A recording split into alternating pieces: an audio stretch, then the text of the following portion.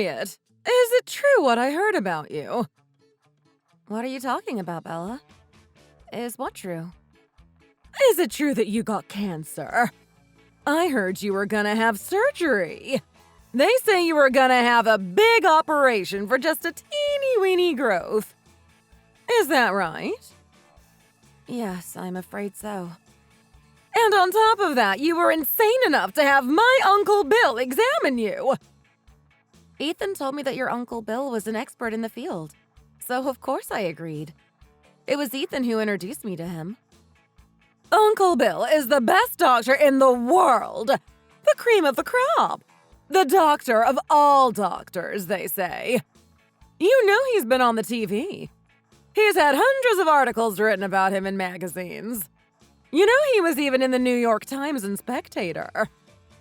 I am very grateful to be seen by such a well-respected doctor. It's a humbling experience. You know that doctor is Ethan's grandfather's brother, don't you? Yes, your father-in-law's father, right? That's right. He is 73 years old and still going strong. You wouldn't know it to look at him. He still seems so young. He's a wonderful man. He has so much power. And he is so nice, too. He put me right at ease during the consultation. I don't think you actually get what I am saying, do you? What do you mean? Uncle Bill is from our side of the family. Yes, I get that. What of it? He has nothing to do with you. Nothing to do with me? Don't you get it? You are just married to Ethan. You are just his wife. Sorry, I'm still not following. You are not the sharpest pencil in the box, are you? You ain't related! Excuse me? My God! You're such a dullard! You are just Ethan's wife. You ain't one of our true family. You're just taking advantage of your position. You ain't got no right to be seen by our Uncle Billy. You should have gone to the local doctor. That's a ridiculous thing to say. So illogical and so rude to me. I married Ethan. I am a part of this family now. I want to be operated on by the best doctor available. I don't want to put my life in the hands of just any old local doctor. Who do you think you are? You can't speak to me like that. I can't believe you expect a great man like Uncle Billy to operate on a common woman like you. That is just a teeny-weeny growth that any old backstreet physician could cut off with a scalpel. I was afraid that something like this would happen. I was so upset when I found out it was malignant. But your Uncle Bill, Dr. Williams, was very reassuring. He told me that I needed to have surgery as soon as possible. He said there was nothing to worry about. If it's taken out right now, it will heal completely. It ain't nothing that a good night's sleep wouldn't heal. Sleep? What are you talking about? This is cancer. It's a little more serious. Besides, if you're having surgery, you'll be hospitalized, right? Who's gonna pay for that? We'll find a way. This is my health. Who's going to look after the housework and the cooking when you're in the hospital? I was hoping you could do it. I'll only be in for a few days. It's not like it's long term.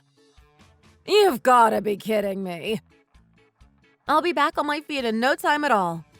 I want to fight this. Ethan said he'd help out as much as he can, too. He said it's not a busy time at work, so he can take some time off. You expect Ethan to take on your chores, too? He's too good for you, our Ethan. You take advantage of his kind nature. He may say he's not busy at work, but that is just a lie he tells you to make you feel better. What a wife you've turned out to be for our Ethan, making him clean up all the mess you leave. Women these days have no common sense. I'm sorry you think that way. I'm gonna call Uncle Bill and tell him that you've decided to find your own doctor. So you'd better get your skates on and head up Main Street. You're being unreasonable. He took the time out of his busy schedule to see me. I don't want his time to be wasted. You'll be taking up even more of his time if you force him to go ahead with this ridiculous operation. Just be grateful for the small mercy he showed you by seeing you the once.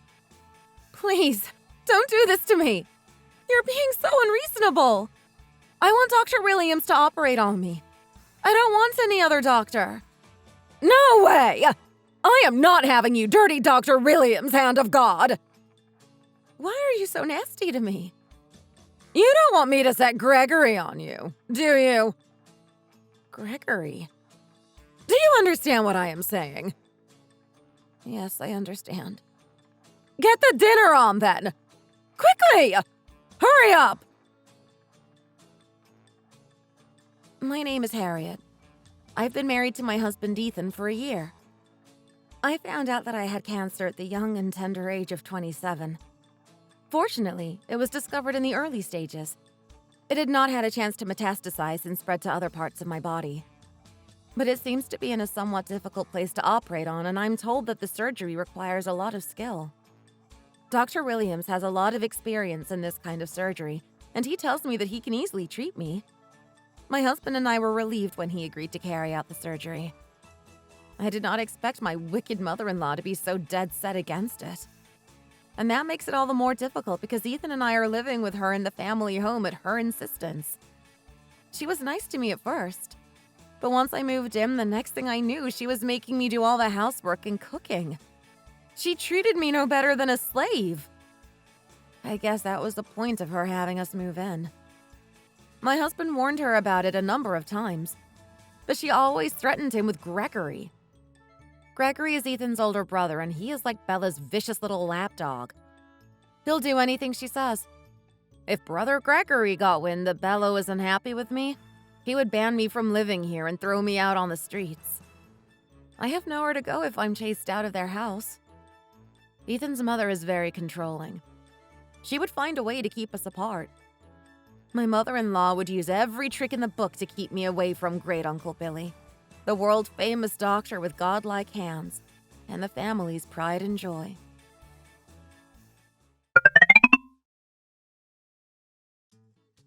How kind of your mother-in-law to run a nice hot bath for you. What a sweet lady I am. You told me to get in right away, so I did. I almost burned the skin off my feet, it was so hot. I was only thinking of you when I run it at that temperature. It was 140 degrees! That is not a safe temperature for a human being to bathe in. What a load of rubbish. I saw on TV that cancer cells can be eliminated at high temperatures. I thought I was doing you a favor. You're talking about hypothermia treatment, right? They use thin needle probes to pinpoint the tumor and destroy the cancerous cells with heat. Needle-thin probes, not hot baths, Bella. You never hear about those comedians on that TV show too hot to handle getting cancer. There was one last week when the temperature went up to 200 degrees. That's TV! It's a game show! It's not real! There is no human on this earth who could stand that kind of temperature. So you couldn't take a bath? No, I couldn't. What a waste of my benevolent deed! My feet are still red raw and stinging from the heat. Oh yes, I just remembered I have an acquaintance who is a famous psychic medium. Really? It's probably just a bad spirit that you are a host to. You need to have it removed. Then you'll be cured. I'm not sure I believe in that kind of thing. In that case, what about waterfall treatment? Yes, try the ocean or a waterfall. I heard that there was a study that proved that 10 minutes of listening to the sounds of splashing water can do wonders for curing cancer. With all due respect, Bella, I would rather go to the hospital to have surgery. I'm not really convinced by those other kinds of treatment. If you go to the hospital, there is no way you will ever be able to come back to this house again. Why? I heard you are having an affair. I'm going to tell Ethan. That's a ridiculous suggestion. I'm not having an affair. The other day, I saw you at the door leaning against the mailman. What mailman? I have a picture of it. I took it with my phone. The mailman. I remember that. I just stumbled on the step and he took my arm for support. Yes, I know.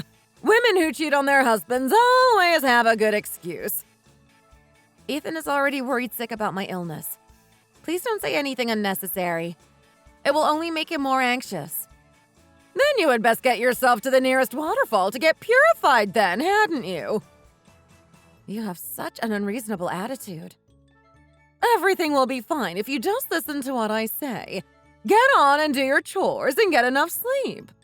Cancer comes from being spoiled. You can't say I'm spoiled. I said it! Now shut up and do the chores!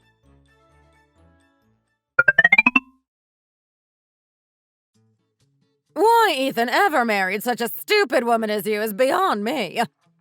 I told you over and over you ain't got no right to go to Uncle Bill's hospital.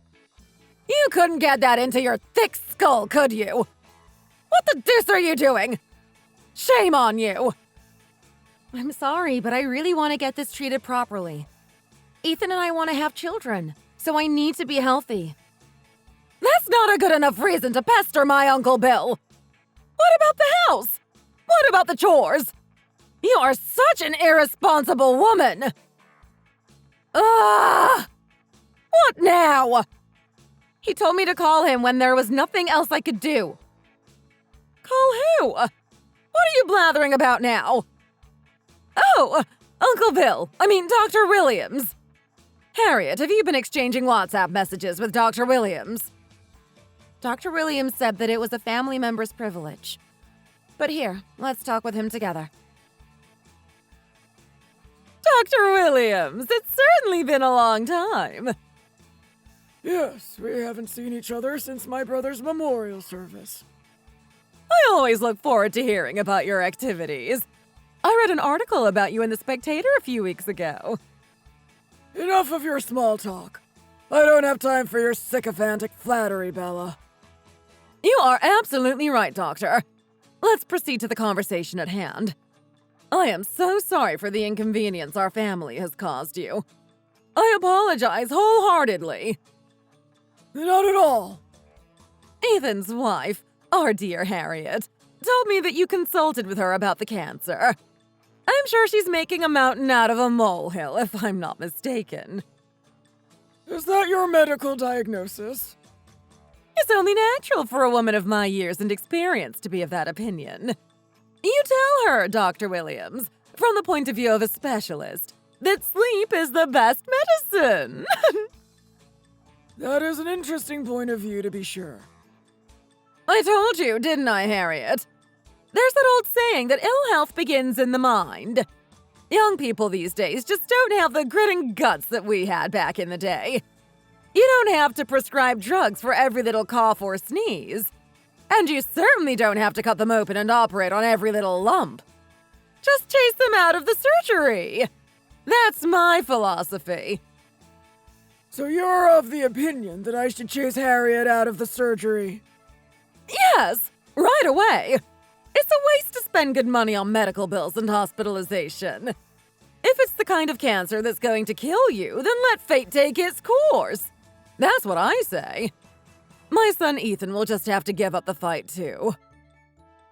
I see. That's the be-all and end-all of a married woman's life. You obnoxious woman! Excuse me? Harriet, Yes, Dr. Williams? it must have been really hard for you to marry into a family with such a hopeless mother-in-law. Yes, Doctor. It has been really hard. What? There you go again, you spoiled brat! It's the truth. Bella, if you ever come running to me for a consultation and it turns out you have cancer, I'll tell you to sleep it off. It's different for me, Uncle Bill. If it happened to be me, I would be relieved to find out that Uncle Bill, Dr. Williams, would carry out the surgery on my cancer.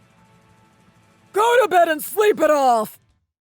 Dr. Williams, with all due respect, I said it to her because she is a young woman.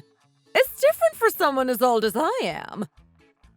Bella, with all due respect, You haven't got the foggiest idea what you are talking about. It's the other way around. Cancer progresses faster when you are young. If you don't treat it properly, it can be fatal. But I hardly think Harriet is old enough for Uncle Bill to use Dr. Williams' hand of God on her. It's not for you to judge whom I can and can't heal with my so-called hand of God. I really wish that awful journalist hadn't started that whole hand of God rubbish. It's gotten quite out of hand. That's true, but she is my daughter-in-law. Is a daughter-in-law the property of a mother-in-law? What era do you think you're living in? Excuse me. Work, little concubine. Don't rest, little concubine. Little concubine not sick. All in little concubine's mind. How long are you going to keep spouting this outdated sophistry? But that was what it was like in the past, right? Once upon a time in a land far, far away, there were little princesses with kind mothers-in-law. There were also little princesses who were ruled over and spat on and abused by evil witches like you. Don't blame it on the era. Blame it on the woman. That's a wicked thing to say to me. I cannot believe my sweet little nephew ended up with this evil witch for a wife. She must have mixed up one hell of a potion in her cauldron to put such a strong spell on him. Uncle Bill, stop it! You can't speak like this about me. According to your equivocation, a wife is an outsider, so she has nothing to do with you.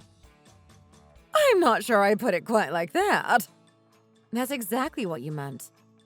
Case in point, you are also a wife, which means you are an outsider too. Therefore, the logical conclusion is that you have nothing to do with me. Don't you go using that awful logic on me, Uncle Bill. Bella, whatever illness you may be inflicted by in the future, I would like you not to depend on me. Please don't say that. I am a physician. My work is my life's mission. It's my pride. I don't have time to waste on pointless conversations like this with people who don't respect human life. I understand. I will let Harriet have the surgery. I don't need your permission. As long as both Harriet and Ethan agree, then we can go ahead with the surgery. It's a simple matter. It's none of your business.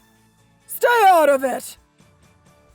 Uncle Bill, could we talk privately? No, Bella. I am not interested. I will let the family know that in the future, I will not show up at any functions that you are involved in. If you tell them that, I'll be castigated! It's your own fault! You will deserve everything that you have coming to you. Look at what you've done, Harriet! It's all your fault! Say something! Serves you right! Well said. You have to get these things off your chest. Keeping it inside is bad for your health. Thank you for helping me, Dr. Williams. Just by reading this exchange between you and Bella, I feel lighter. It's like I'm finally in control of my own life again.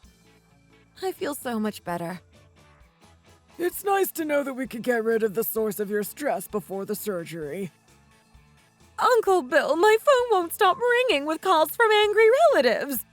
This is all you're doing! Oh, I forgot to mention. I've been on the phone with everyone to let them know what's been going on. I told them I wouldn't show my face anywhere that you were present. They said they always look forward to seeing Uncle Bill, and they blamed me for upsetting him. They told me to leave. They said I was poison to this family. They say they are banning me from everything. You loathsome man. If you're kind to people, the warmth of that kindness comes back to you. If you are hard on people, you have to be prepared for what you'll get thrown back at you. I can't believe you've lived this long and still don't understand this one simple thing. I think I know that now. Harriet, your examination is tomorrow morning. Let's get you ready for the surgery. Thank you, Dr. Williams. And when you are better, would you and Ethan join me for a slap-up meal? We'd be delighted. It'll be my treat. Let's look forward to that. My life is in your hands, Dr. Williams. Don't worry about a thing, Harriet. My hands are the so-called hands of God. Would I perchance be invited to this slap-up meal, Uncle Bill? Are you still here, Bella? Be off with you!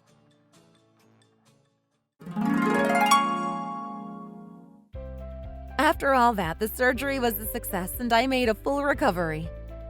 My mother-in-law Bella continued to ignore phone calls from angry relatives, so they turned up at the house to voice their opinions. There was shouting and yelling, and curses and complaints were bandied back and forth. Over and over, they told her to get out of the house and leave the family.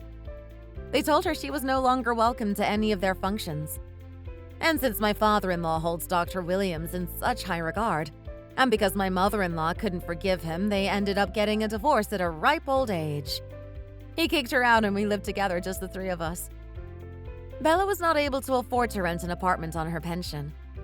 In the end, she had no other choice but to live in a shack deep in the Blue Ridge Mountains of Virginia. She lives there alone to this day, surrounded by old people. I'm forced to work as a maid for a living. Thanks for watching. If you liked this video, please press the like button. Don't forget to subscribe to our channel and leave a comment below. See you next time!